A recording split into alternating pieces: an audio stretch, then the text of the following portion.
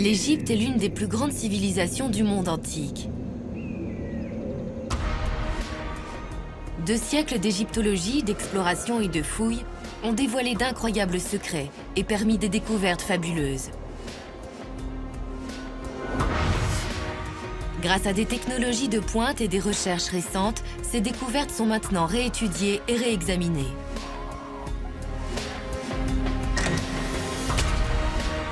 Pour la toute première fois, les plus grands experts dans le domaine se sont réunis pour nous dévoiler la liste des 10 plus grandes découvertes de l'Égypte antique.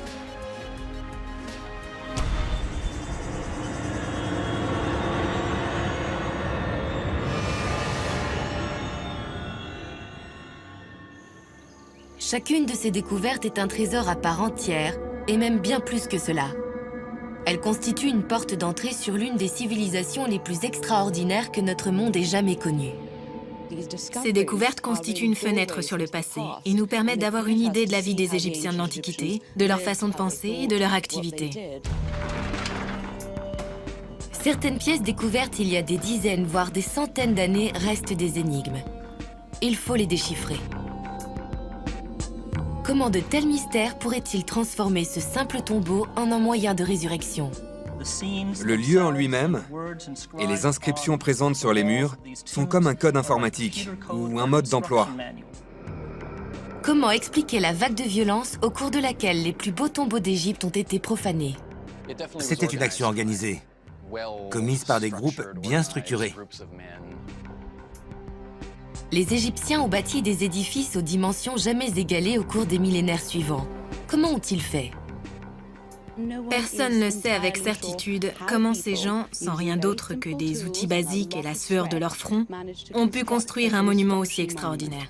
Au cours des 30 derniers siècles, les vestiges de cette civilisation ont résisté à des invasions successives et survécu à de nombreux rivaux. Les Égyptiens avaient un sens tellement fort de leur civilisation et une histoire tellement longue que ce sont eux qui ont influencé leurs envahisseurs plus que l'inverse. Les Égyptiens ont créé une superpuissance qui a su conserver sa domination plus longtemps que n'importe quelle autre civilisation dans l'histoire. Aujourd'hui, la science, la technologie et les toutes dernières recherches vont pouvoir nous offrir des révélations sur la vie et les idées des Égyptiens. Le docteur Zahi Hawass est l'un des plus grands archéologues actuels en Égypte et gardien de toutes les antiquités égyptiennes. Il travaille avec une équipe de grands scientifiques et sera notre guide à travers tout le pays pour nous montrer les plus grandes découvertes d'Égypte. Nous allons partir pour une aventure que vous n'oublierez jamais.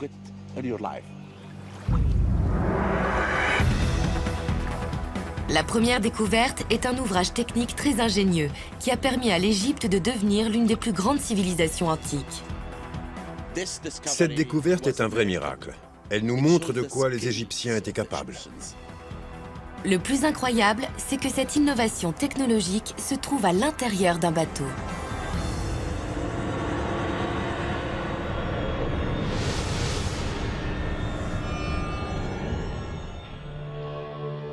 Il y a plus de 4500 ans, le pharaon Khéops ordonna la construction de la Grande Pyramide.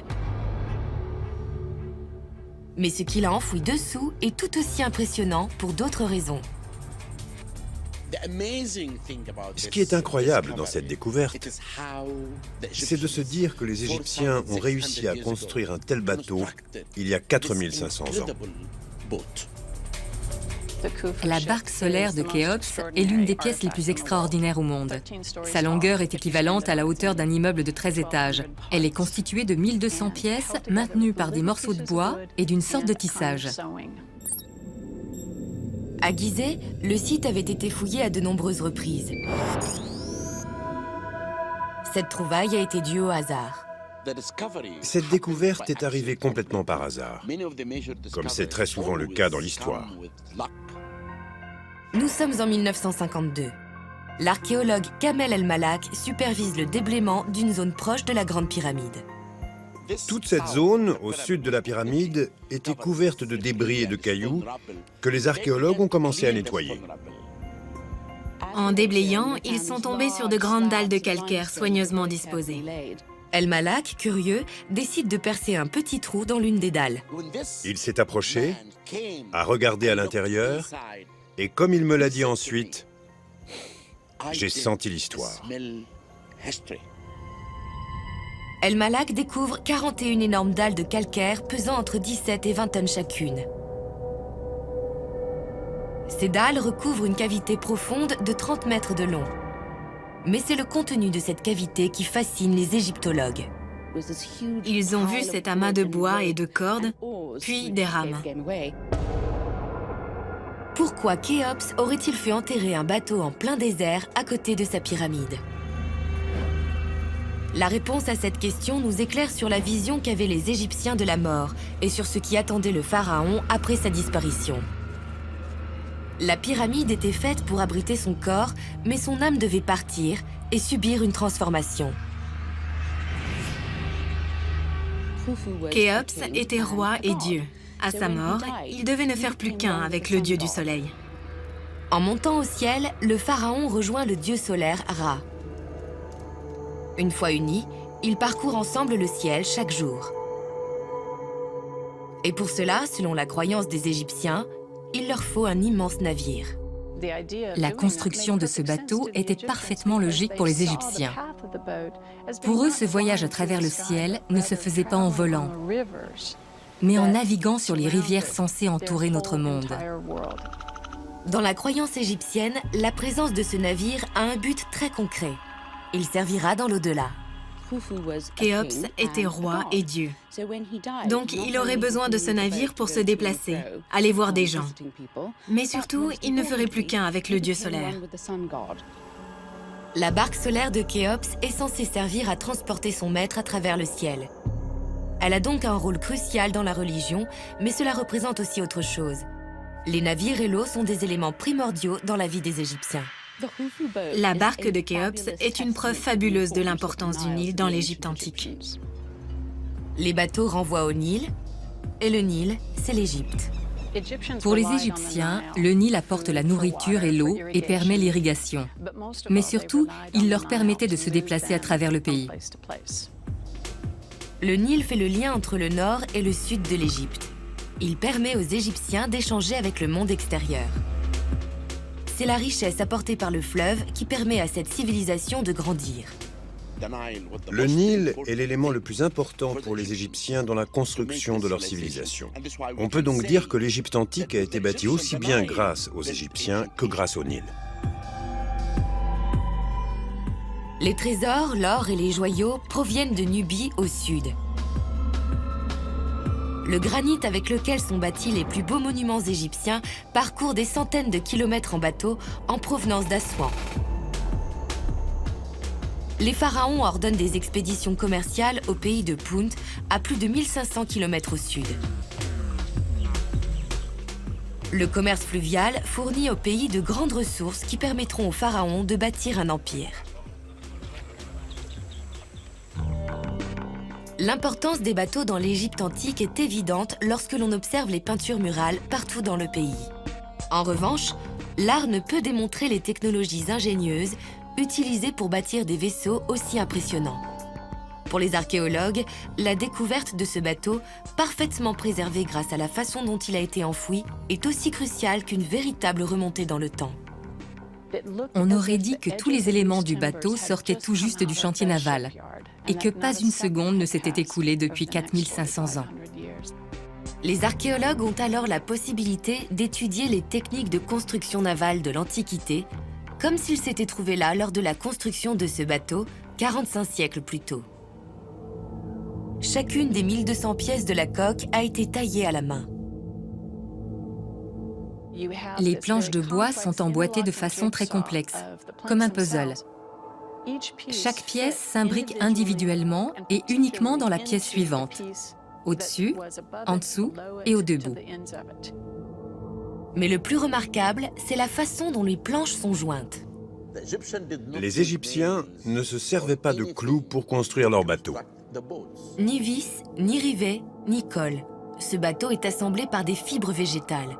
Ces fibres proviennent de l'alpha, une plante très répandue partout en Égypte. L'alpha forme de grandes tiges très solides. Et quand on assemble les tiges d'une certaine façon, cela donne une corde très solide mais souple. Les restaurateurs ont créé une maquette au centième.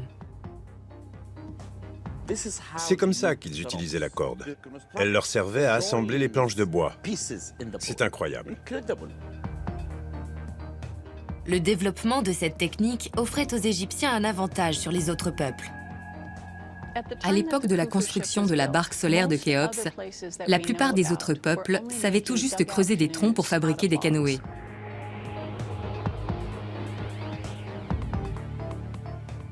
La technique du bordage cousu nous montre que les Égyptiens étaient capables de construire des embarcations bien plus grandes que celles de leurs rivaux. Ils pouvaient ainsi transporter des charges plus importantes, faire de plus longs trajets et faire commerce partout dans le monde connu de l'époque. Les Égyptiens ne se contentaient pas de naviguer à la rame en faisant des allers-retours sur le Nil. Ils étaient capables de naviguer en Méditerranée et d'aller où ils voulaient. Cette technologie fut la base d'une réussite économique retentissante qui posa les fondations de 3000 ans de civilisation. Elle participe à la création de l'une des superpuissances les plus prospères que le monde ait jamais connue. Si la barque solaire de Khéops est la première des 10 plus grandes découvertes en Égypte, c'est parce que ce bateau marque la naissance d'un empire. Les richesses rapportées grâce à d'immenses navires ont permis la construction d'édifices monumentaux. Les Égyptiens ont bâti des temples et des monuments d'une taille inédite dans l'Antiquité. Mais ces temples et ces monuments n'auraient pu voir le jour si les Égyptiens de l'Antiquité n'avaient pas eu les compétences nécessaires pour extraire de la pierre en grande quantité. Sans ces pierres, il n'y aurait eu ni statue ni monument. La majeure partie de ce qu'on sait sur les Égyptiens nous a été rapportée par les informations restées gravées dans la pierre. Une équipe de scientifiques va tenter de percer les secrets des bâtisseurs de l'Égypte antique. Grâce à une expérience nouvelle, ils vont tenter d'appréhender la puissance qui permit la construction d'une nation et la préservation d'un héritage exceptionnel.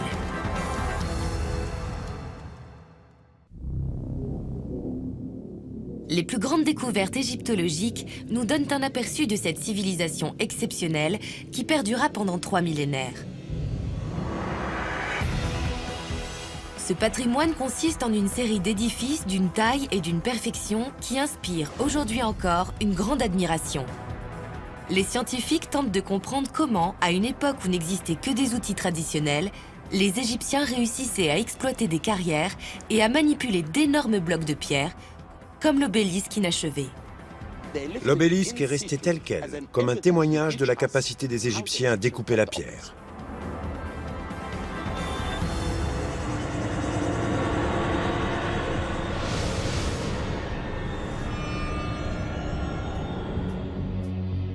L'obélisque inachevé pèse plus de 1000 tonnes, l'équivalent de 500 voitures. Il se trouve toujours dans les anciennes carrières d'Assouan, en Haute-Égypte. L'obélisque n'a jamais été extrait de sa carrière. Les archéologues tentent toujours de comprendre pourquoi il a été abandonné après un tel travail pour le découper. S'il avait été terminé, il aurait mesuré l'équivalent d'un immeuble de 10 étages. Décoré de dessins et de hiéroglyphes, il aurait pu être un élément vital dans l'architecture d'un temple. L'obélisque symbolisait le lien entre le roi et le dieu soleil. L'obélisque est la preuve d'une technologie spirituelle de pointe. Pour les Égyptiens, l'obélisque symbolise les rayons du soleil. C'est comme un conducteur d'énergie. L'obélisque sert donc de conducteur d'énergie spirituelle. Il recueille et transporte l'énergie céleste jusqu'à la Terre. Il fallait qu'il soit fait d'un seul bloc de pierre. Si la pierre était fendue ou cassée, c'était comme si le rayon du soleil était brisé et la puissance divine anéantie. Alors quand les ingénieurs découvrent une fissure sur l'obélisque d'Assouan, ils décident de l'abandonner. Ce coup de malchance pour les Égyptiens de l'époque est un vrai coup de chance pour la science actuelle. En archéologie, les échecs sont presque aussi importants que les réussites. Les éléments retrouvés sur l'obélisque et tout autour nous révèlent comment les anciens carriers extrayaient ces pierres immenses. Comme une machine de 1000 tonnes nous permettant de remonter le temps, l'obélisque nous montre l'image d'un chantier datant de 3000 ans. Grâce aux éléments apportés par l'obélisque inachevé et à une expérience inédite, les scientifiques espèrent comprendre le fonctionnement d'un tel chantier. On a découvert des choses fantastiques qui ont enrichi notre connaissance des obélisques, et c'était la première fois. Adel Kelani a consacré sa vie à l'étude des techniques utilisées dans les carrières de l'Antiquité. On a là un bon exemple de fissure naturelle dans les couches de granit. Il était très important de bien les repérer avant de commencer à travailler. Le granit comporte naturellement des défauts à des endroits où la roche est moins solide. En repérant ces fissures, les ingénieurs de l'époque pouvaient décider de l'endroit où découper l'obélisque. Cela facilitait le processus de découpe.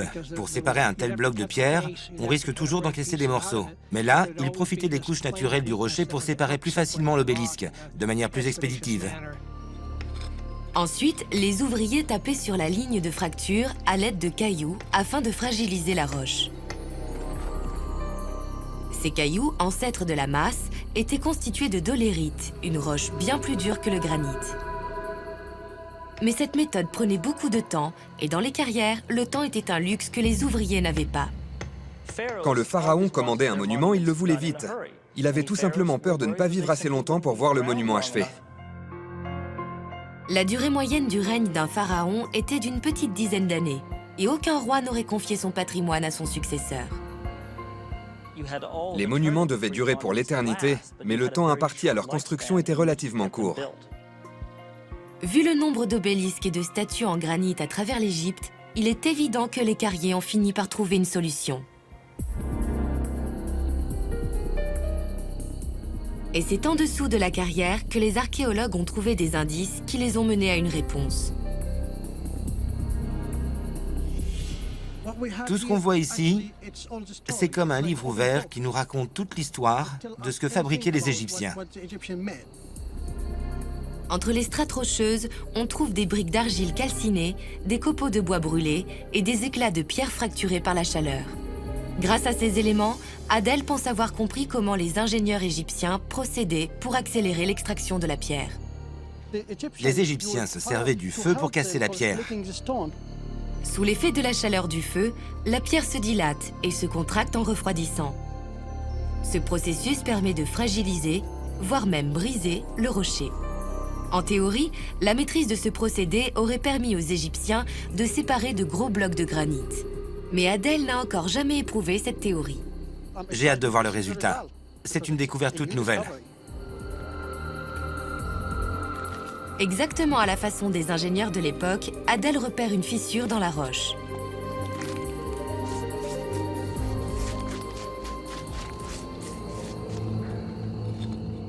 Les briques d'argile retrouvées près de l'obélisque inachevé indiquent que les Égyptiens construisaient un mur pour contenir et contrôler le feu.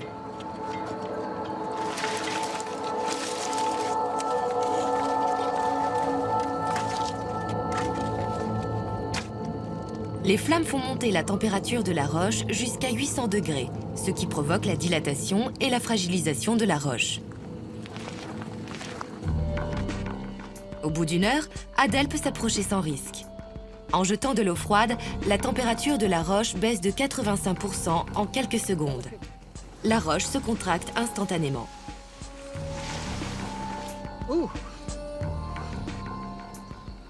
C'est vraiment très chaud. Mais quel effet a eu la chaleur?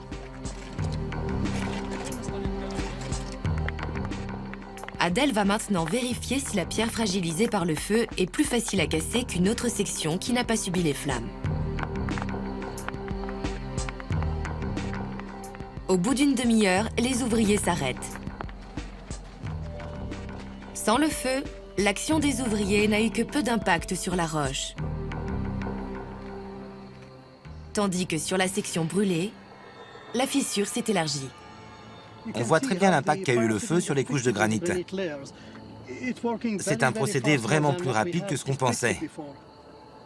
Cela explique comment les Égyptiens ont pu ériger autant d'obélisques en si peu de temps. Il est donc probable que le secret des Égyptiens pour exploiter d'aussi gros blocs de pierre en si peu de temps ait été l'usage du feu.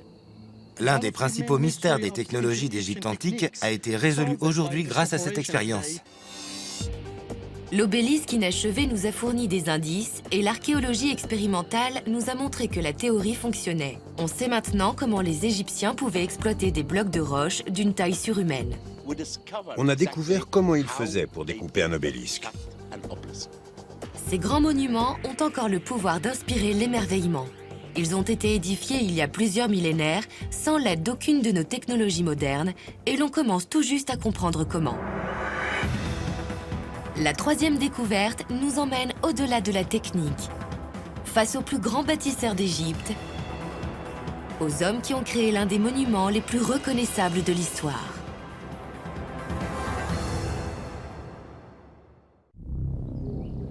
Les plus grandes découvertes d'Égypte nous révèlent les secrets d'une civilisation puissante et fascinante qui perdura pendant 3 millénaires. Les Égyptiens de l'Antiquité ont bâti certains des édifices les plus monumentaux du monde.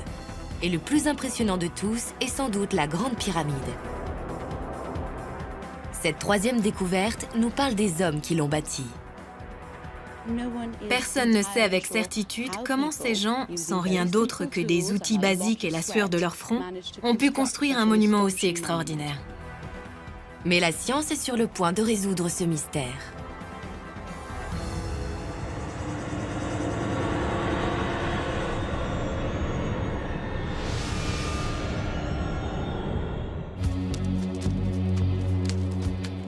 Encore récemment, la vision la plus répandue de l'Égypte antique était celle d'une société où les pharaons et les nobles régnaient sur d'immenses armées d'esclaves.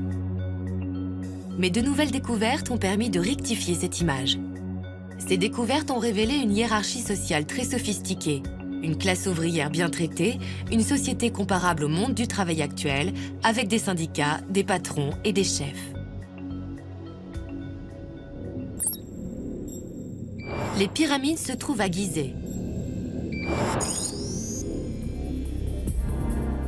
Il y a 4500 ans, le grand pharaon Khéops ordonna la construction de ce qui reste aujourd'hui encore le plus grand tombeau de l'histoire.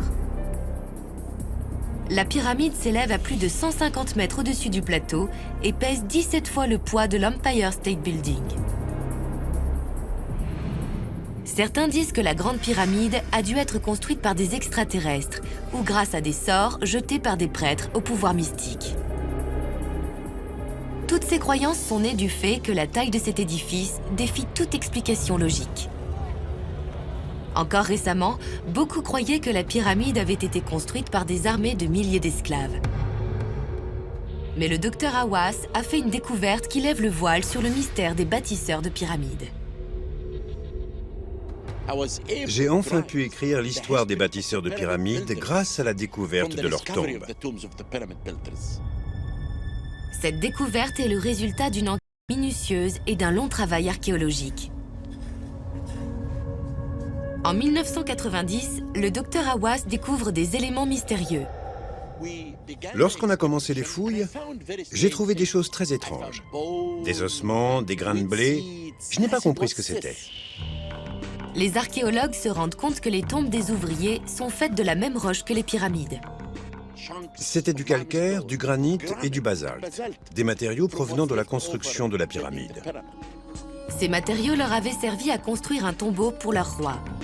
Avec les blocs inutilisés, ils se construisaient ensuite leur tombe à eux. Plus haut sur la colline, l'équipe du docteur Hawass découvre d'autres tombes plus sophistiquées. L'une d'elles porte même un nom. Il y a des inscriptions en hiéroglyphes. L'homme qui reposait ici était un inspecteur. Il supervisait les ouvriers qui tractaient les pierres. Les indices trouvés dans les tombes semblent montrer que les ouvriers avaient chacun un rôle bien défini et des responsabilités différentes.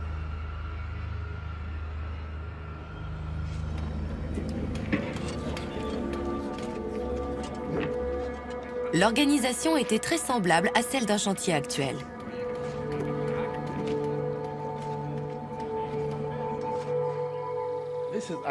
Ici, j'ai découvert une autre tombe individuelle. Cette tombe a servi à abriter le corps d'un homme du nom de Néfertis. Ici, on peut lire son nom, Néfertis.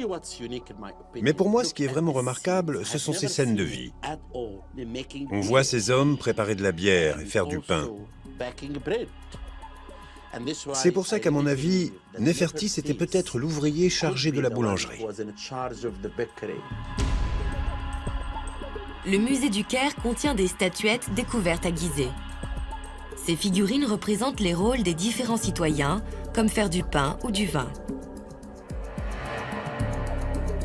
Sur d'autres bas-reliefs, on voit également des scribes en train de prendre des notes ou de faire des comptes pour des marchands.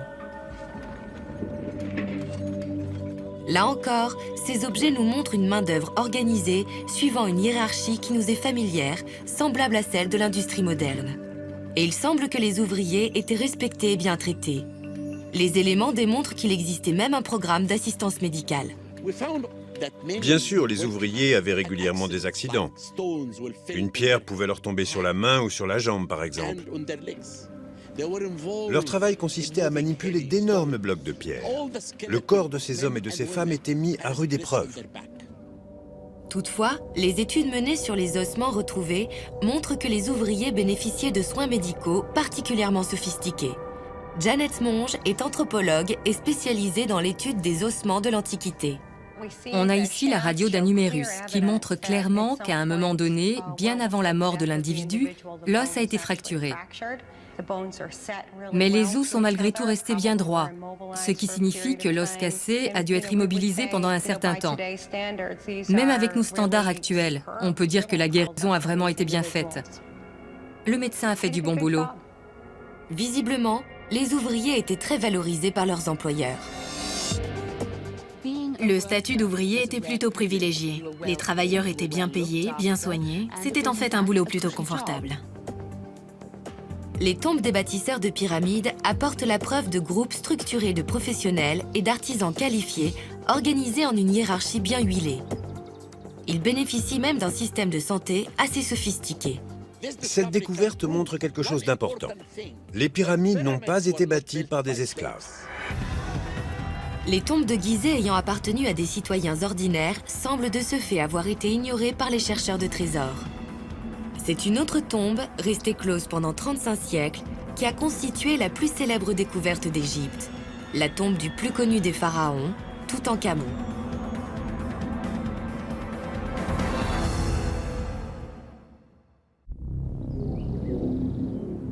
L'Égypte antique a été l'une des civilisations les plus pérennes de l'histoire.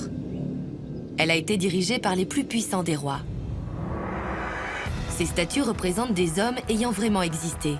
Mais qui étaient-ils et à quoi ressemblaient-ils?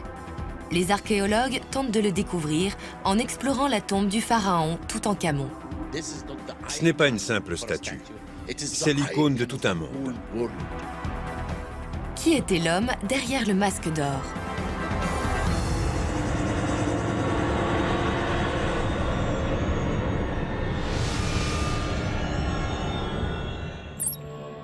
Nous sommes dans la vallée des rois, sur la rive gauche du Nil. La vallée des rois abrite 63 tombes. Mais pendant des siècles, celle de Toutankhamon est restée cachée. En 1922, le grand explorateur et égyptologue Howard Carter se met à sa recherche. Howard Carter est resté ici pendant 5 ans. 5 saisons de recherche pour trouver cette tombe. Un matin, en déblayant, les ouvriers ont découvert une quinzaine de marches qui menaient à l'entrée du tombeau. Le tombeau descend à près de 10 mètres dans la roche calcaire de la vallée. L'extrémité du couloir est bouchée.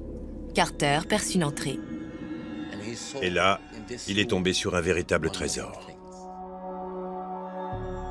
Le tombeau contient non seulement le corps du pharaon, mais aussi plus de 3000 trésors enterrés avec lui. Depuis, le tombeau attire des égyptologues du monde entier venus analyser la momie et ses trésors. À l'heure actuelle, les archéologues peuvent aller de plus en plus loin. Ils voient désormais l'enfant roi comme jamais auparavant. Les archéologues se servent de la médecine moderne pour étudier ce corps vieux de 3500 ans. La tomodensitométrie, ou scanner, est un procédé qui permet de prendre des milliers d'images radio et de les assembler afin de produire une image en 3 dimensions. Le scanner est un procédé extraordinaire pour l'archéologie. On peut tout voir. On voit comment est mort le roi et à quel moment. On peut tout regarder.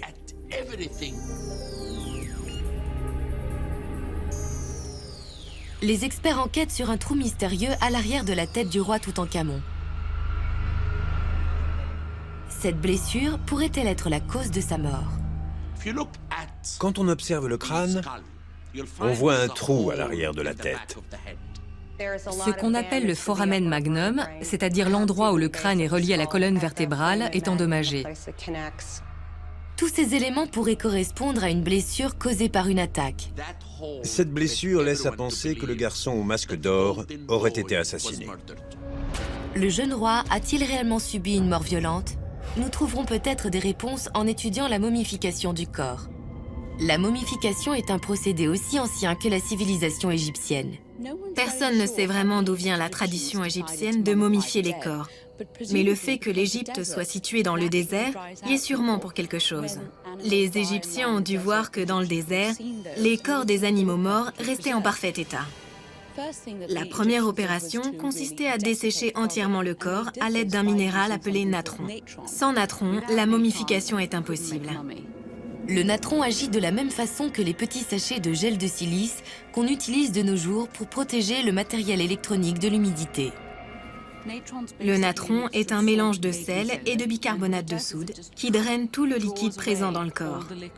C'est comme ça qu'on fait une momie. Mais certains organes contiennent trop d'eau pour être momifiés par ce procédé. Si on laisse les organes à l'intérieur du corps, ils vont pourrir et exploser.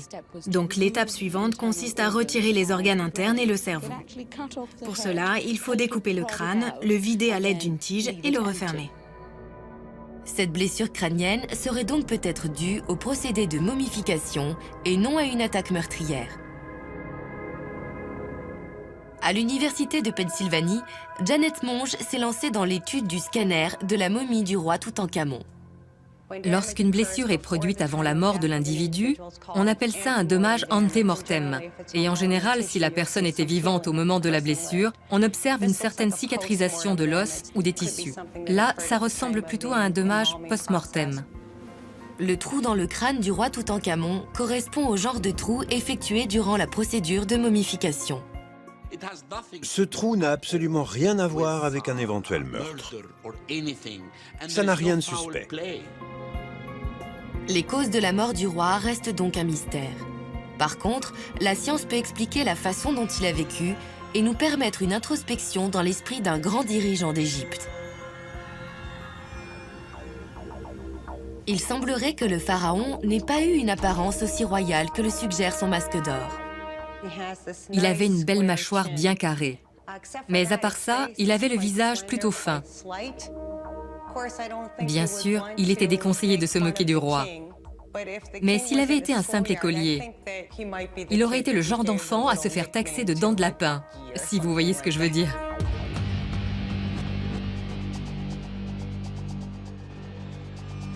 Les scanners montrent clairement que l'enfant roi avait les dents en avant, contrairement à ce que montre son célèbre masque. Le trésor enterré avec ce pharaon révèle plus d'éléments. La tombe de Toutankhamon contenait plus de richesses que l'ensemble des autres tombes découvertes en Égypte. Ce célèbre masque était enterré avec 6 chariots remplis d'or. Mais ce qui rend ce tombeau aussi exceptionnel, c'est qu'il a été découvert parfaitement intact. Bien sûr, cette découverte est exceptionnelle par le fait d'avoir retrouvé de telles quantités d'or, qui se comptent en centaines de kilos. Mais on a également retrouvé la parure funéraire complète d'un pharaon d'Égypte. Ces pièces sont des éléments révélateurs de la personnalité du pharaon. Elles étaient conçues de la même façon que celles dont il se servait de son vivant. Pour nous, c'est incroyable de voir que les Égyptiens pouvaient consacrer autant d'énergie à la création de ces objets comme ces petits bocaux en albâtre. Ce sont des objets parfaits, de sublimes œuvres d'art, mais qui ne seraient jamais vus par personne. On les enterrait dans le tombeau du roi et jamais personne ne les voyait. Le genre d'objets retrouvés, ainsi que le soin avec lequel ils ont été fabriqués, nous donnent une idée du mode de vie de Toutankhamon. Les Égyptiens croyaient que la vie dans l'au-delà était très semblable à notre vie d'ici, mais en mieux. Il fallait donc tout emporter avec soi. Les objets que Toutankhamon voulait dans sa tombe pour emporter dans l'au-delà sont donc les objets qu'il appréciait de son vivant. On sait qu'il aimait jouer au sonnet, un jeu de société en gypse, parce qu'il a été enterré avec un grand plateau et une table de sonnet classique, mais aussi une version de voyage plus petite, en ivoire, pas plus grande que ça. Toutankhamon était le chef suprême de la superpuissance égyptienne. Tous ces objets nous rappellent qu'il était très jeune et nous donnent un aperçu de sa personnalité. Alors que la découverte de Carter a montré au monde quel pharaon il était, la science moderne nous montre l'homme. Une étude plus approfondie des pièces découvertes dans la tombe et de la momie de Toutankhamon vont sans doute nous révéler plus de détails sur l'être humain présent derrière le masque d'or. Mais dans l'Égypte antique, tout comme aujourd'hui, les rois et les reines ne constituaient pas la majeure partie de la population. Ce sont des hommes et des femmes ordinaires, des travailleurs, qui forment le cœur de la nation. Grâce à la découverte suivante, les égyptologues ont pu avoir un aperçu de ces gens ordinaires, les citoyens de l'Égypte antique.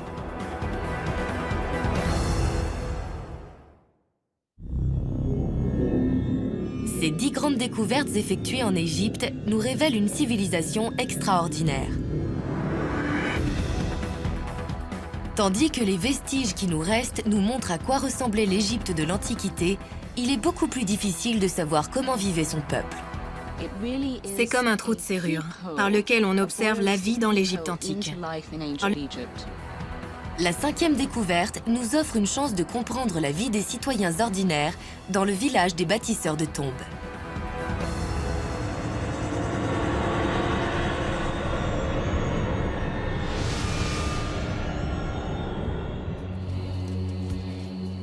Le village de Der el-Médineh nous donne une vision extraordinaire de la vie quotidienne en Égypte à l'époque. Il se situe sur la rive ouest du Nil. Ici, les vestiges de ce village égyptien jamais reconstruit depuis l'Antiquité constituent une découverte rare et très précieuse.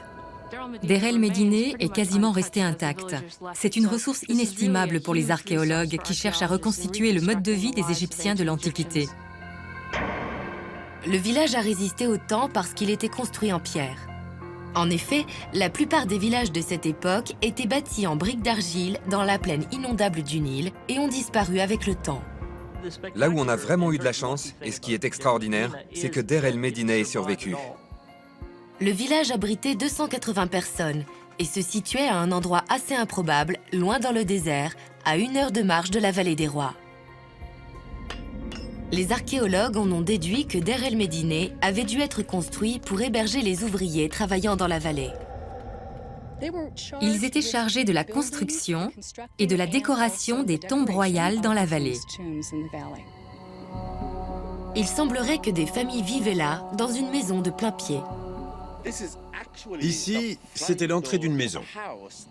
Et je pense que l'homme qui vivait ici devait être un responsable, quelqu'un de très influent. Artisans, orfèvres et bâtisseurs de tombes occupaient une position plutôt élevée dans une région où la plupart des habitants étaient fermiers et travaillaient durement pendant de longues heures. Si l'on regarde bien, les ouvriers avaient un travail plutôt avantageux. On pense qu'en moyenne, ils travaillaient environ 2 jours sur 3. On leur donnait du poisson et du vin pour les grandes occasions. Ils devaient sans doute apprécier leur métier. Pendant qu'ils construisaient les tombes de leurs pharaons, les citoyens de Der el-Médineh bâtissaient également les leurs. L'étude des peintures sur les murs de ces tombes a permis aux archéologues d'élaborer une image du mode de vie des habitants du village. Grâce aux tombes de Der el-Médineh, on peut en apprendre beaucoup sur la vie quotidienne des Égyptiens. Les peintures montrent une communauté épanouie et prospère d'individus en pleine réussite. Mais ces peintures représentent ce que les villageois voulaient qu'on voit d'eux, et non pas forcément ce qu'ils étaient en réalité. Quand on observe les tombes et les monuments, on voit des personnages au mieux de leur forme, vêtus de leurs plus beaux atours, vivant une vie idéale. Mais justement, ce n'est qu'un idéal. Cependant, d'autres éléments nous donnent des indices sur la vie privée de ces citoyens.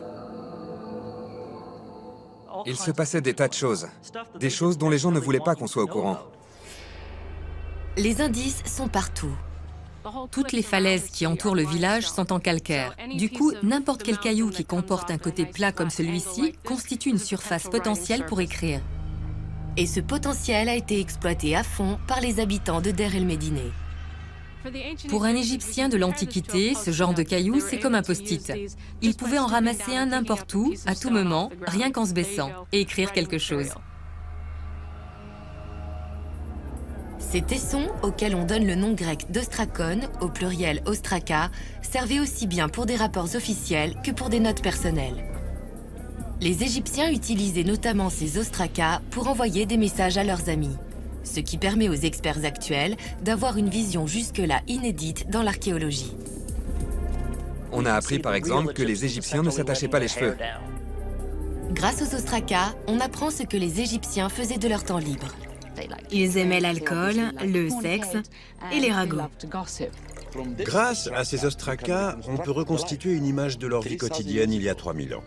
On peut savoir comment ils vivaient simplement grâce à des inscriptions sur ces petits morceaux de calcaire. Les découvertes faites à Der el-Médineh nous montrent que les Égyptiens de l'époque menaient une vie assez semblable à la nôtre. Pour la première fois, cette découverte ne concerne pas les rois et les reines, comme c'est toujours le cas, mais nous parle du commun des mortels et de la vie qu'ils menaient. Mais ces gens vivaient au milieu des tombeaux des morts. Les Égyptiens étaient un peuple très spirituel. D'après leurs croyances, les morts continuaient à influencer la vie dans tous ses aspects, même depuis l'au-delà. Pour notre 6e découverte, le docteur Hawass va nous ouvrir un tombeau resté fermé au public depuis des dizaines d'années. Il va nous montrer ce qui était pour les Égyptiens une sorte d'ordinateur magique de 300 mètres de long.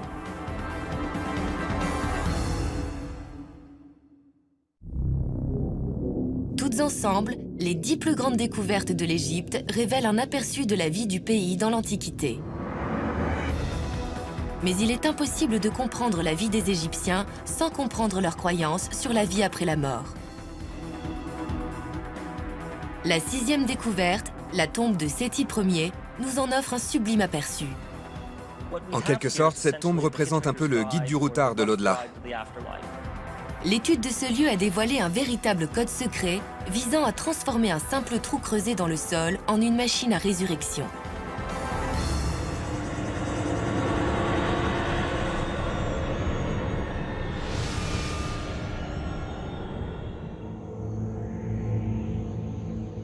La vallée des rois comporte 63 tombeaux. La tombe du pharaon Séti Ier est l'une des plus grandes. Elle nous donne une quantité d'informations sur les croyances des Égyptiens quant à la mort. La tombe de Séti Ier est l'une des plus extraordinaires de la vallée des rois.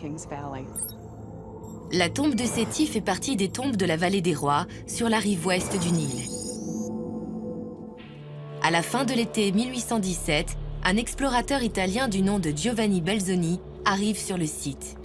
Belzoni a travaillé comme homme fort dans un cirque, mais il a décidé de consacrer sa seconde carrière à l'égyptologie. Grâce à une étude minutieuse du profil géologique de la vallée des rois, Belzoni découvre 8 tombes en seulement 2 semaines. Avant la fin de la 3e semaine, il double encore le nombre de tombes mises au jour. Toutefois, ce n'est qu'au matin du 16 octobre 1817 que Belzoni fait la découverte qui fera sa renommée. Quand Belzoni a découvert cette tombe en 1817, ça a dû être magique. Ses yeux devaient briller d'excitation. Il a découvert un petit couloir qui menait à une tombe intacte. Afin de protéger les fresques de l'humidité et des dégâts causés par le dioxyde de carbone rejeté par la respiration des visiteurs, la tombe de Séti est fermée au public. Mais en tant que responsable du service des antiquités égyptiennes, le docteur Hawass est la seule personne au monde habilitée à autoriser l'ouverture de la tombe. Si je vous emmène, c'est pour une bonne raison. Il faut que le public voie cet extraordinaire tombeau.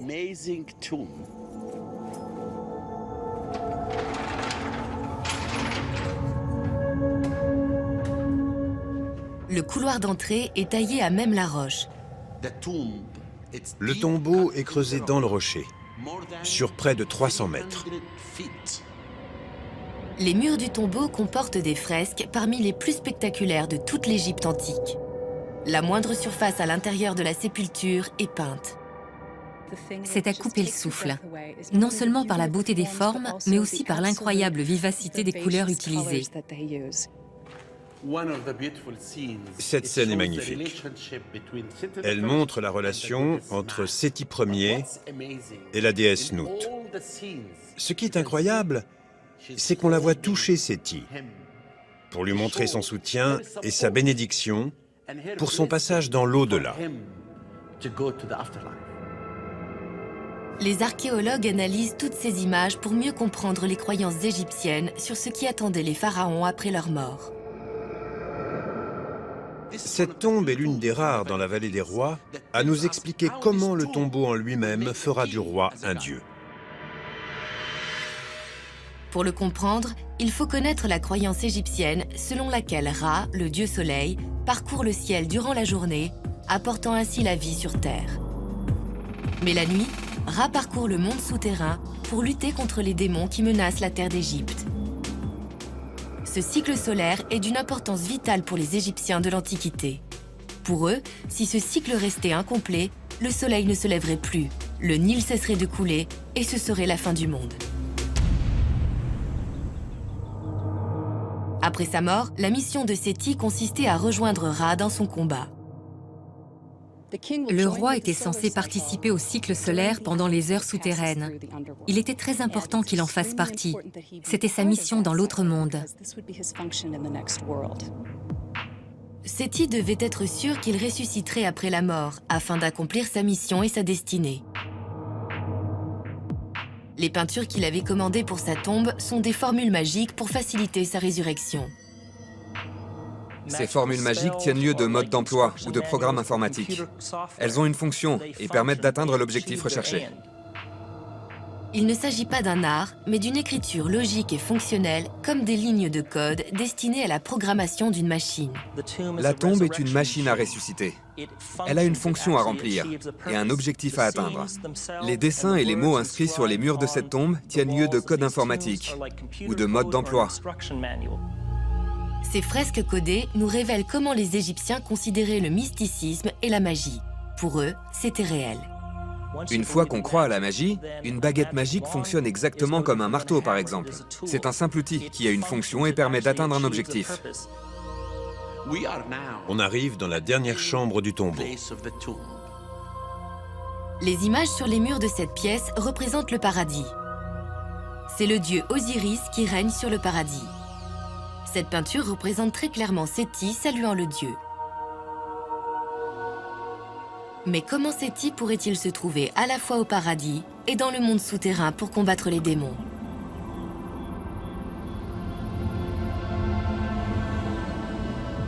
Pour les Égyptiens, l'ubiquité n'était pas un problème. Ils étaient très malins en ce qui concernait la vie après la mort. Ils croyaient à l'ubiquité. Dans la philosophie religieuse des Égyptiens, les dieux et les pharaons pouvaient très bien se trouver à plusieurs endroits à la fois. Le point de vue rationnel et logique sur cette question est une construction de l'esprit occidental issue de la Grèce antique. Les Égyptiens, plutôt que de considérer que deux choses différentes sont forcément contradictoires, voient plutôt ça comme les deux côtés d'une même médaille. La tombe de Séti nous montre à quel point la vision du monde qu'avaient les Égyptiens est différente de la nôtre. Leurs croyances peuvent nous sembler farfelues, comme le fait que les pharaons deviennent des dieux, que les âmes puissent se trouver à plusieurs endroits à la fois, ou que les objets et les images puissent servir de formules magiques. Les Égyptiens vénéraient leurs dieux dans des temples figurant parmi les plus imposants de l'histoire. Notre 7e découverte nous montre que l'Égypte antique était bâtie à une échelle encore plus grande que ce que l'on pensait, et que ses édifices les plus monumentaux sont peut-être encore profondément enfouis.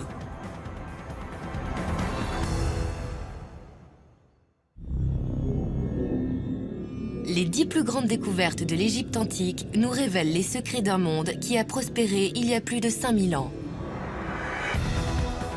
Mais d'après certaines études, 70% du patrimoine égyptien serait encore enfoui sous terre.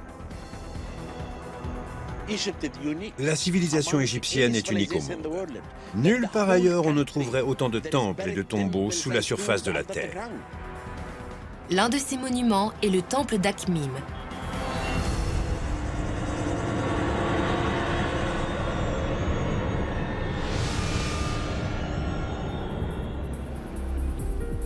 Certaines théories suggèrent que les Égyptiens de l'Antiquité ont bâti bien plus d'imposants édifices que l'on ne l'a cru au départ. Et le temple perdu d'Akhmim semble apporter une preuve évidente de la véracité de cette théorie.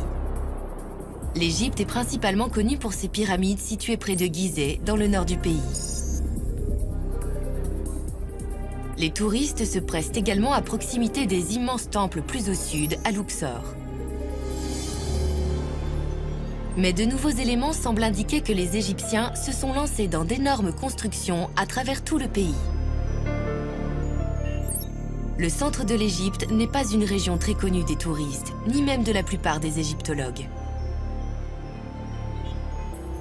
À l'avenir, ça risque fort de devenir une autre grande destination touristique en Égypte. Cette région peu connue pourrait-elle abriter l'un des plus grands temples jamais mis au jour? Akhmim se situe dans le centre de l'Égypte, à 300 km au sud du Caire. Ici se trouvent des preuves de l'existence d'un temple monumental qui serait enfoui sous la ville actuelle d'Akhmim. C'est très difficile pour les archéologues, parce qu'évidemment, si un endroit était propice à la construction à l'époque, il l'est forcément encore aujourd'hui, et donc des gens y vivent.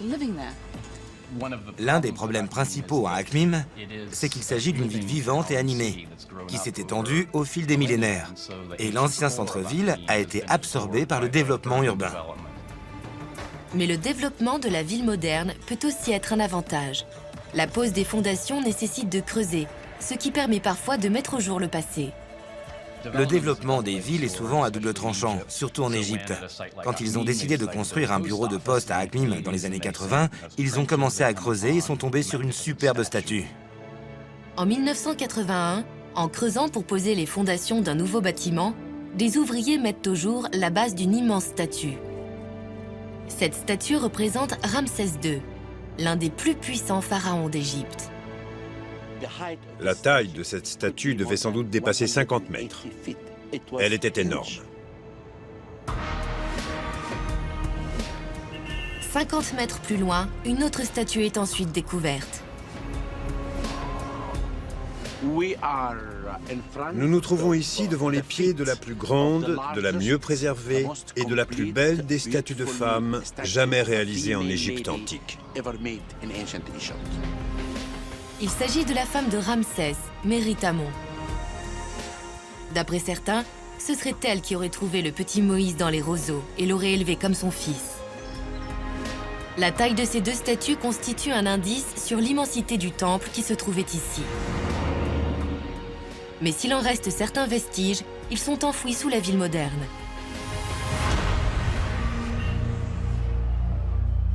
Les archéologues doivent découvrir ce qui s'y trouve, sans creuser. L'égyptologie est une science très rigoureuse, parce qu'il ne s'agit pas seulement de fouilles. Il y a aussi une grande part d'analyse. Le premier indice pour les experts se trouve dans les écrits des voyageurs de l'époque qui parlent d'un site colossal à Akhmim, il y a plus d'un millénaire. Des voyageurs arabes sont venus en Égypte au 9e siècle avant Jésus-Christ. Et ils racontent qu'ils sont arrivés au lever du soleil pour visiter le temple et n'en sont ressortis que le soir venu.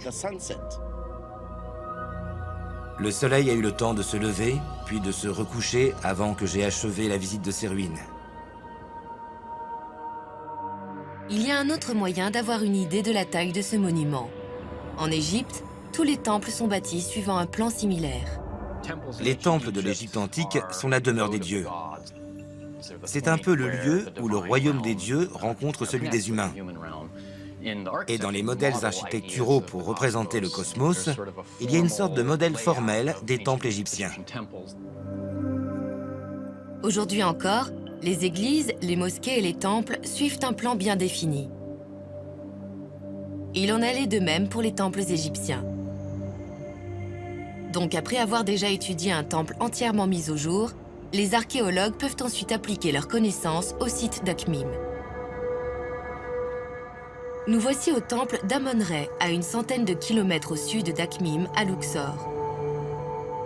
En analysant le plan standard du temple de Luxor, les archéologues peuvent émettre une hypothèse quant à l'emplacement du reste du temple d'Akhmim.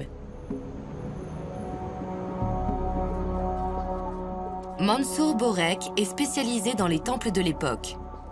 Je pense que le temple d'Akhmim était plus grand que celui-ci, mais il est construit sur le même plan qu'ici à Luxor.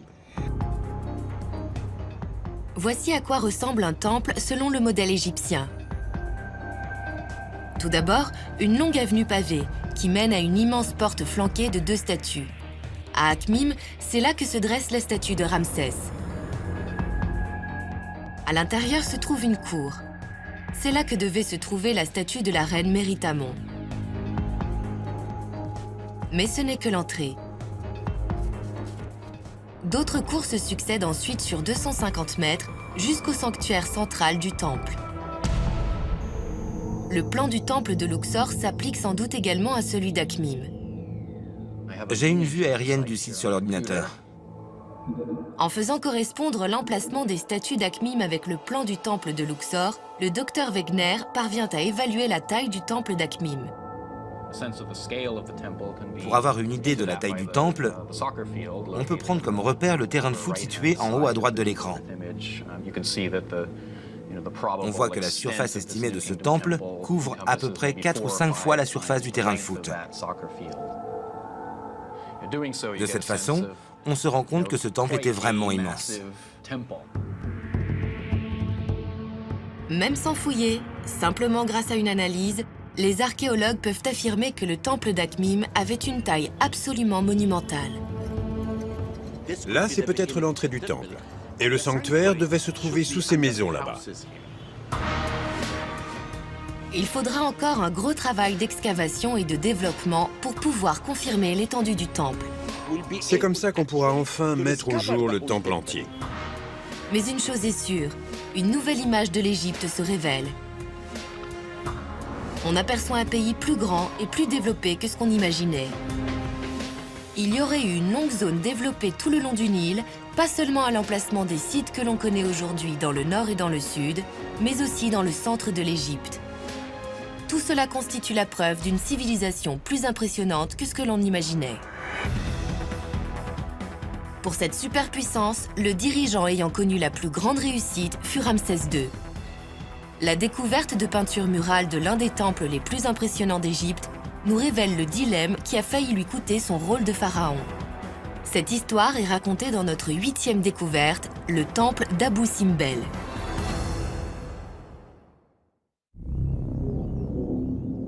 Entre tombeaux et temples, les mystères de l'Égypte antique fascinent le monde depuis des siècles. L'un des temples les plus importants est également l'un des plus imposants. Flanqué de 4 statues de Ramsès II, voici le temple d'Abou Simbel. Pour représenter au mieux l'ego de Ramsès, sa divinité et la nature spectaculaire de ses exploits, il fallait bien un temple comme celui d'Abou Simbel.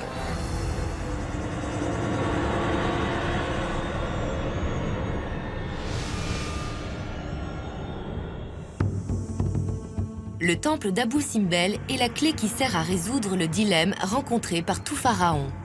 Comment régner à la fois comme un dieu et comme un homme? Les peintures murales nous racontent l'histoire de Ramsès II qui a bien failli échouer dans cette mission. Abou Simbel est situé dans le sud de l'Égypte, près de l'actuelle frontière soudanaise. 4 statues géantes ont été sculptées dans le rocher et chaque centimètre carré des murs du temple est couvert de dessins illustrant le triomphe du pharaon.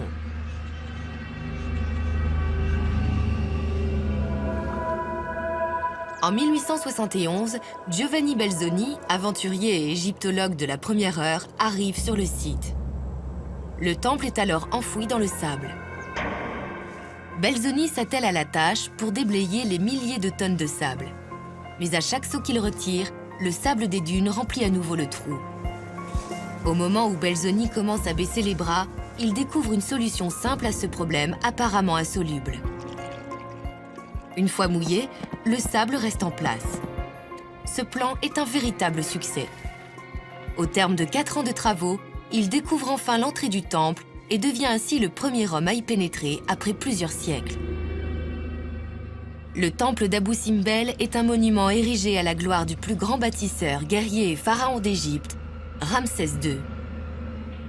Ramsès II est l'un des plus célèbres rois d'Égypte. Il a régné pendant plus de 67 ans et a transformé la terre d'Égypte en une sorte de musée à ciel ouvert en hommage à ses exploits. Mais l'étude des peintures murales et des statues révèle aussi le double rôle d'un pharaon en Égypte. Sa première mission consistait à défendre la nation. Le pharaon doit être un grand guerrier, le grand héros qui défend l'Égypte contre tout ennemi. Sa seconde mission concerne la religion. Dans la sphère religieuse, le rôle du pharaon n'est pas seulement celui d'un chef de prière ni d'un intermédiaire entre l'humanité et les dieux. Le roi a carrément un pied dans le monde divin et un pied dans le monde humain. L'autorité et le pouvoir du pharaon dépendent de sa capacité à remplir ces deux rôles. Mais Ramsès a connu de tels succès en tant que roi guerrier qu'il a fini par n'avoir plus personne contre qui combattre, ce qui l'a rabaissé dans sa position de chef. Les bas-reliefs visibles à l'intérieur du temple illustrent bien ce problème. L'histoire commence par un combat, la bataille de Kadesh. Ramsès II a mené une bataille cruciale appelée la bataille de Kadesh contre les Hittites. Elle est représentée dans le temple. Au cours de la première partie du règne de Ramsès, l'Égypte est en guerre contre un puissant voisin, le peuple hittite. Les Hittites détiennent un empire qui s'étend du nord de l'actuelle Turquie jusqu'à la Syrie. Entre cet empire et celui des Égyptiens se trouve la ville de Kadesh. Les bas-reliefs du temple d'Abou Simbel constituent le plus ancien rapport guerrier de l'histoire, le récit complet d'un engagement militaire. Le docteur Mohamed El Biali a étudié l'histoire et la violence de cette bataille. Ces images nous montrent les Égyptiens qui frappent et punissent les Hittites. Et ils frappent fort. Cette bataille est l'affrontement de deux grandes puissances. Ce qui rend la bataille de Kadesh aussi particulière, c'est qu'il s'agit réellement de l'affrontement de deux empires. En arrivant sur le champ de bataille, Ramsès se trouve nez à nez avec toute l'armée hittite et ses alliés. C'est quelque chose d'assez rare dans l'Antiquité. Deux armées aussi puissantes se retrouvent en face à face sur un seul champ de bataille. Les bas-reliefs d'Abou Simbel décrivent une bataille violente menée à l'aide d'armes de pointe, les plus avancées pour l'époque. Pour la première fois, ils avaient des chars et des chevaux. C'est comme ça qu'ils ont pu construire un empire. Les chariots égyptiens étaient très maniables. Ils pouvaient presque tourner sur place. C'était comme des avions de chasse, l'équivalent du Rafale de l'époque. Grâce à leurs chariots, les Égyptiens pouvaient fondre sur l'ennemi à près de 50 km/h, tout en tirant un maximum de flèches, puis battre en retraite tout aussi vite. C'était un vrai mitraillage. Avec son chariot, l'Égyptien pouvait s'approcher, tirer ses flèches, puis faire demi-tour pour se mettre à l'abri et revenir mitrailler l'ennemi une nouvelle fois. Ramsès parvient à tenir les Hittites à distance et à sauver son pays. Dans la 21e année de son règne, Ramsès a signé un accord de paix avec les Hittites. Ramsès n'a désormais plus de combats à mener et ne peut donc plus remplir sa mission de guerrier en tant que pharaon. Que faire quand on n'a plus d'ennemis? Ramsès a désormais un problème d'ordre politique. À Abou Simbel, on découvre la solution trouvée par Ramsès. Sa solution, c'est de prendre la direction inverse et d'insister sur son rôle religieux. S'il ne peut plus endosser sa fonction guerrière faute d'ennemis à combattre, il peut désormais se proclamer Dieu vivant.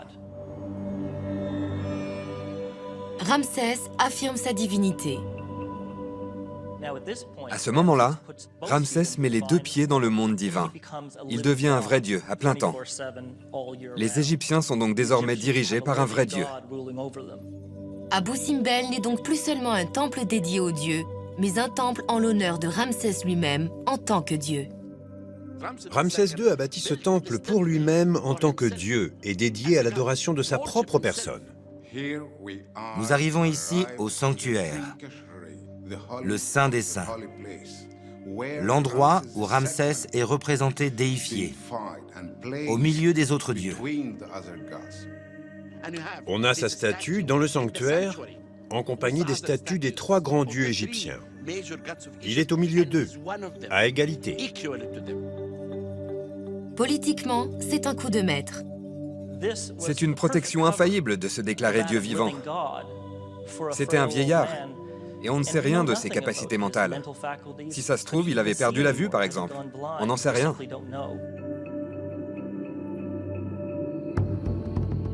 Le temple d'Abou Simbel nous montre les 2 aspects les plus importants de la vie d'un pharaon. La défense de l'Égypte et la communion avec les dieux. Le temple nous révèle aussi comment Ramsès a résolu son problème. Ayant trop bien rempli sa fonction de défenseur, il n'a plus eu qu'à se proclamer Dieu. L'avant-dernière découverte de cette série poursuit l'histoire des grands pharaons dans les années suivant leur mort. Cette histoire trouble parle de crimes organisés, de pillages, de meurtres, de terrorisme et révèle le mystère des momies royales disparues.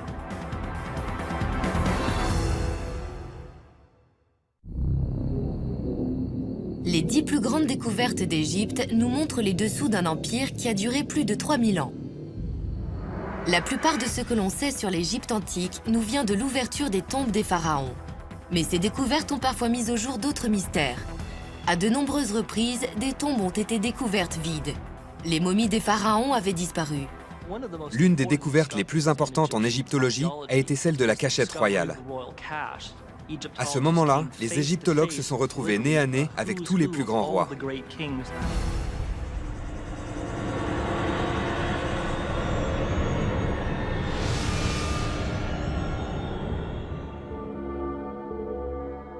La découverte de la cachette royale, abritant les momies royales disparues, nous offre un point de vue sur la situation politique en Égypte à l'apogée de sa puissance. C'est une histoire de crimes organisés et d'actes de terrorisme approuvés par l'État qui ont failli détruire une nation. On trouve des preuves de tout cela sur la rive ouest du Nil. La vallée des rois comporte 63 tombes, dont celle des plus grands pharaons d'Égypte. Presque toutes ont été découvertes vides, sans momies ni trésors.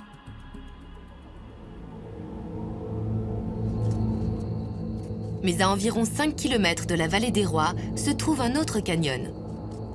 Là-bas, aucune tombe et a priori aucun secret caché. Mais en 1890, alors qu'il est à la recherche de l'une de ses chèvres perdues, un berger fouille les falaises. Soudain, dans une crevasse, il tombe sur l'entrée d'une grotte. En descendant dans ce puits, il est tombé sur un long couloir de 60 mètres, creusé dans le rocher.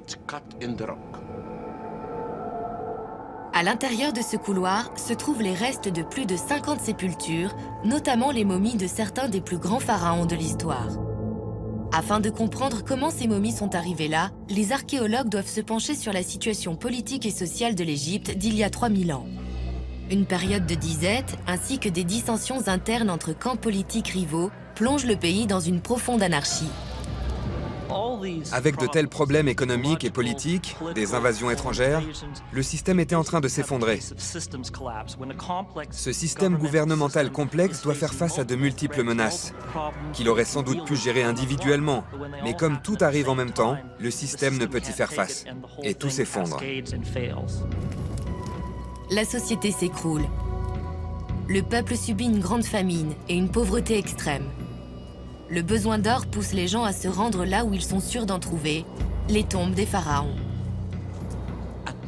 De nuit, les gens partaient, ils pénétraient dans les tombes pour trouver les momies, et ils cassaient tout. Ces actes sacrilèges ont été commis par désespoir. Une fois franchie la limite entre civilisation et chaos, rien ne peut plus empêcher personne d'aller piller des tombes et violer des temples. Pas même la foi en les dieux ni la crainte de la damnation éternelle. Mais ces actes n'ont pas été commis par n'importe quel criminel. C'était du crime organisé. Ces pillages étaient commis par des groupes structurés et organisés, qui étaient même régis par une sorte de hiérarchie interne. C'était du pillage de tombes à l'échelle industrielle, si l'on peut dire. Cette période marque l'un des premiers exemples de crime organisé dans l'histoire. Tout le monde se lance dans le pillage de tombes. Tout le monde était impliqué, même à des postes importants. Si ces gens-là ne s'impliquaient pas directement, en tout cas, ils fermaient les yeux sur ce qui se passait, en échange d'un bon dessous de table. Mais il reste malgré tout quelques prêtres au temple de Luxor, qui se considèrent encore comme les gardiens de la religion égyptienne, des temples et des tombes royales. Ils décident alors de sauver les momies du pillage en les cachant. Ils voulaient protéger leur roi. Ils ont donc pris toutes les momies et les ont cachées ici. Ils n'ont rien dit à personne et ont toujours gardé le secret. Grâce à ces prêtres qui ont sauvé les momies, les scientifiques ont eu la possibilité d'étudier les dépouilles de certains des plus grands dirigeants du monde antique. Si l'on ferme les yeux pour revenir des milliers d'années dans le passé, on peut très bien imaginer ce roi vivant. Après leur découverte, les momies sont emmenées au musée égyptien du Caire, où elles sont conservées en environnement stérile. En entrant dans cette pièce, on voit toutes ces dépouilles. Et ça fait peur. Ça fait rire, ça fait pleurer, ça fait sourire. Mais lorsqu'on les étudie, on réalise que c'est la toute première fois que ces momies nous parlent. Mais le plus révélateur, ce n'est pas ce qu'on voit ici, mais ce qu'on ne voit pas. Les pharaons étaient toujours enterrés avec des trésors inestimables. Sur ces momies-là, on n'a trouvé aucun objet de valeur. Quand on voit ces cercueils nus, on se rend compte que l'or, les bijoux et les pierres précieuses ont systématiquement été retirés. Cela semble appuyer la théorie d'une conspiration en haut lieu. Si j'allais piller une tombe en pleine nuit, terrifié à l'idée de me faire tuer ou d'être puni des dieux, je me dépêcherais. Je serais mort de peur. Je prendrais tout ce que je trouve et je m'enfuirais vite. Mais là, les corps ont été méthodiquement dépouillés. Cela semble indiquer que ce sont les prêtres eux-mêmes qui ont volé les trésors. Ce sont les personnes qui ont sauvé ces momies qui en ont profité pour leur voler l'or et les bijoux qui leur restaient. Ces prêtres, à la fois sauveurs et voleurs, ont toutefois offert à la science un trésor inestimable.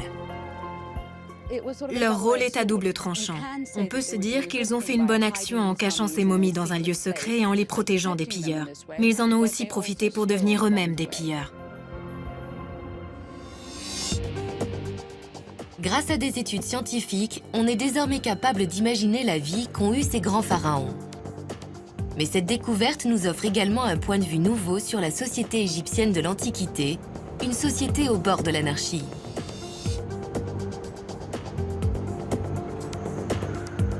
Et au moment où la nation ne peut éviter l'implosion, les autres empires ne tardent pas à en profiter. Et l'Égypte va subir des centaines d'années d'invasion. Mais au lieu de disparaître, la culture égyptienne jouissait d'une telle puissance que les envahisseurs ont fini par adopter les coutumes et les croyances de leur pays d'adoption. Cet accomplissement incroyable se révèle dans notre dernière découverte. Les preuves se trouvent aussi bien à la surface du désert égyptien que sous le sable. Si vous creusiez le sol, vous tomberiez sur des momies couvertes d'or. Des centaines de momies intactes, parfaitement préservées, recouvertes d'or.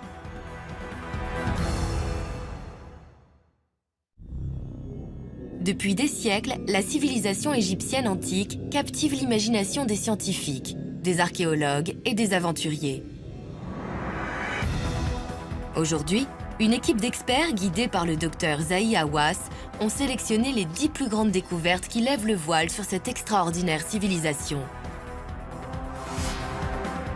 Même en plein déclin, la civilisation égyptienne a laissé une trace qui, à sa découverte des milliers d'années plus tard, a inspiré l'émerveillement.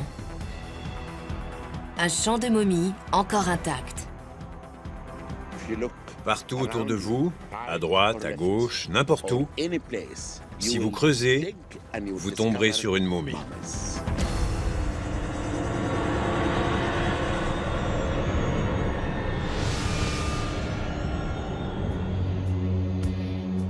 À travers toute son histoire, l'Égypte a maintes fois été attaquée par plusieurs empires.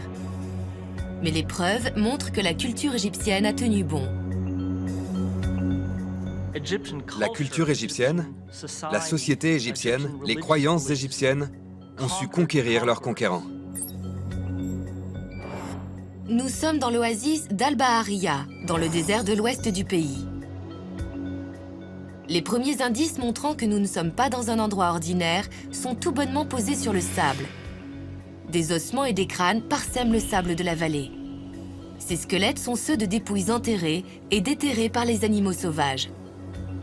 Ils ne sont qu'un signe des secrets enfouis sous le sable. Cette découverte n'a pas été faite par un explorateur ou un archéologue.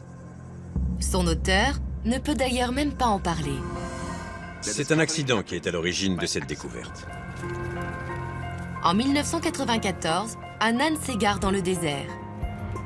En venant chercher sa bête, son propriétaire le trouve immobile, les yeux fixés sur un trou dans le sable. L'homme a regardé à l'intérieur du trou et il a vu des momies. Ensuite, je suis venu pour commencer les fouilles. C'était comme dans un rêve. La découverte d'un si grand nombre de momies intactes est un cadeau inestimable pour la science moderne. Au début de l'archéologie égyptienne, de très nombreuses tombes ont été excavées. Les premiers égyptologues déterraient les corps, les ossements et se débarrassaient des momies, qui sont désormais perdues. Les premiers explorateurs se débarrassaient souvent des momies dans leur recherche de trésors. Les momies étaient traitées d'une façon qui choque les archéologues d'aujourd'hui. Parfois, ils s'en servaient même comme combustible pour faire chauffer leur repas. Les momies découvertes à Al-Bahariya constituent une trouvaille rare. On se trouve là en présence de toute une partie d'un peuple, sur plusieurs générations, enfouis en un seul endroit. Il y a 2000 ans, l'Égypte a été envahie par les Romains, qui se sont installés dans tout le pays. Les momies enfouies dans cette vallée sont celles des Romains. Elles datent d'environ 300 avant Jésus-Christ. Les Romains ont attaqué l'Égypte parce que c'est l'un des pays les plus riches de la Méditerranée. L'Égypte possède l'or africain, les céréales et toutes les richesses des pharaons. C'est un peu le joyau de la couronne pour l'empire qui pourra l'annexer. Les constructions romaines ont été détruites avec le temps. Mais l'étude des momies montre que rien n'a pu détruire la culture égyptienne. Les Égyptiens avaient un sens tellement fort de leur civilisation et une histoire tellement longue que ce sont eux qui ont influencé leurs envahisseurs plus que l'inverse. Ces momies sont romaines. Mais c'est encore la culture égyptienne qui a défini le mode de sépulture. La momification est apparue en 3000 avant Jésus-Christ et a perduré pendant toute l'histoire égyptienne jusqu'à la période romaine. Jusqu'à ce qu'ils envahissent l'Égypte, les Romains enveloppaient leur corps dans des bandes de lin. Au départ, pour la plupart des momies, la tête est complètement enveloppée dans du lin, comme celle-ci. Mais les Égyptiens fabriquent des cercueils et des masques mortuaires représentant des visages. Ici, on a un masque qui représente un visage, et toutes les autres momies en portent. L'apparition de ces masques montre le changement du style romain au style égyptien, à une période où les envahisseurs commençaient à se naturaliser. On assiste à une unification culturelle, une sorte de fusion qui se fait sous nos yeux, de génération en génération. Mais les momies détiennent un autre secret. Pour les étudier, les experts en transfèrent une partie dans un autre endroit où elles sont nettoyées et restaurées. Ici, dans ces vitrines scellées, les masques donnent un incroyable aperçu de la culture égyptienne. Les momies sont couvertes d'or.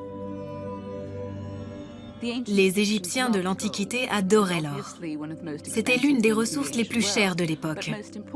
Mais surtout, pour les Égyptiens, le corps des dieux était en or.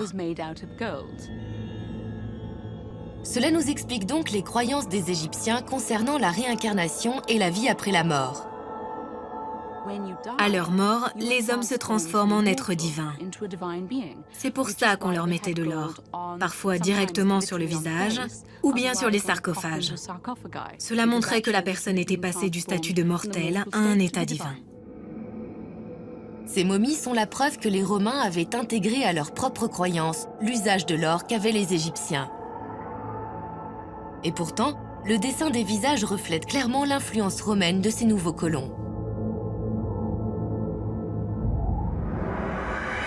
Les momies d'or constituent une preuve de la fusion des coutumes pharaoniques et romaines pour former la nouvelle civilisation égyptienne.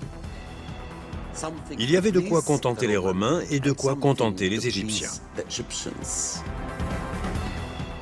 Les momies de la vallée prouvent que, quels qu'aient été les événements de son histoire, l'Égypte est toujours restée à la fois forte et souple.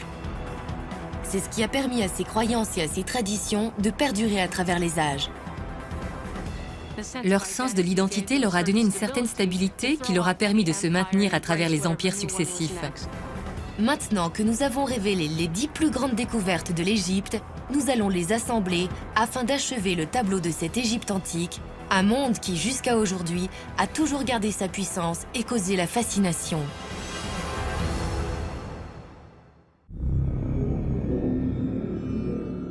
Les mystères de l'Égypte antique ont donné lieu à des siècles d'aventures et d'exploration. Des premiers aventuriers aux scientifiques d'aujourd'hui, chaque découverte a présenté sous un jour nouveau cette civilisation née il y a 50 siècles. Les Égyptiens étaient tout simplement le peuple le plus fascinant qui ait jamais vécu dans l'Antiquité. Mais pour les universitaires et les scientifiques, l'égyptologie va plus loin que la fascination. Elle porte en elle une résonance qui influe aujourd'hui encore sur le monde moderne.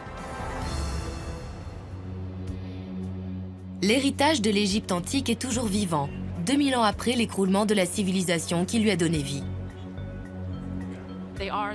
L'Égypte a donné naissance à de nombreuses traditions que l'on considère aujourd'hui encore comme partie intégrante de notre culture. L'un des principaux héritages de l'Égypte antique que l'on retrouve dans notre vie moderne est la science de la médecine. Dans l'histoire, les toutes premières traces écrites d'un médecin professionnel parlent d'un homme nommé Imhotep qui pratiquait en Égypte il y a près de 5000 ans. Les compétences chirurgicales des Égyptiens s'étaient développées non pas pour maintenir les hommes en vie dans ce monde, mais au contraire pour les préserver en vue de leur vie après leur mort. Les études faites sur les corps momifiés des pharaons ont révélé la grande expertise développée par les Égyptiens dans l'art de la dissection. Pour réussir la momification, la procédure était complexe et nécessitait d'extraire soigneusement les organes vitaux sans endommager le corps. Tout comme pour n'importe quelle opération chirurgicale moderne, cette procédure nécessitait une grande connaissance de l'anatomie. Dans certains cas, cette connaissance a même été transmise telle qu'elle à travers les siècles jusqu'au manuel de médecine moderne.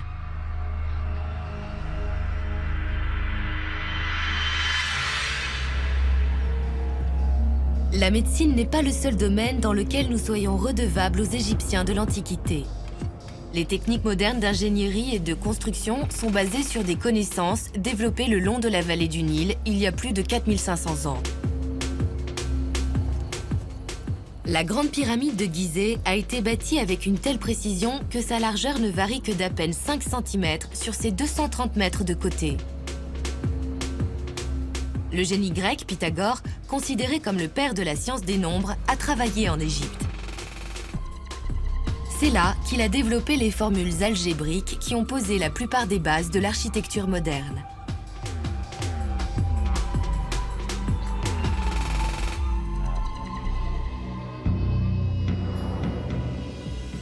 Plus les scientifiques modernes explorent le monde des Égyptiens antiques, plus ils découvrent l'ampleur du patrimoine que l'on doit à cette culture.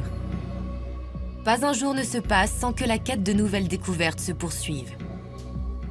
De nouveaux professionnels viennent ici pour tenter de voir s'il y a d'autres découvertes de ce type à faire. C'est un aspect fascinant de la recherche. Il y a peut-être encore des découvertes à faire du côté de la vallée des rois. De la tombe de Séti Ier au trésor de Toutankhamon, la vallée a produit certaines des plus importantes découvertes de l'Égypte antique. Mais elle abrite sans doute encore bien des mystères. Cela semble confirmé par la découverte d'une nouvelle tombe en 2006 appelée KV63.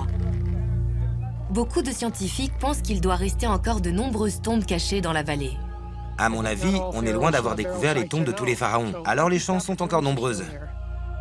D'après les écrits retrouvés, les pharaons ont été bien plus nombreux que la somme des tombes découvertes.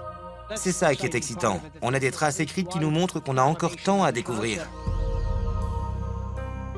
De nouvelles analyses scientifiques donnent les moyens de se lancer à la recherche de nouvelles tombes.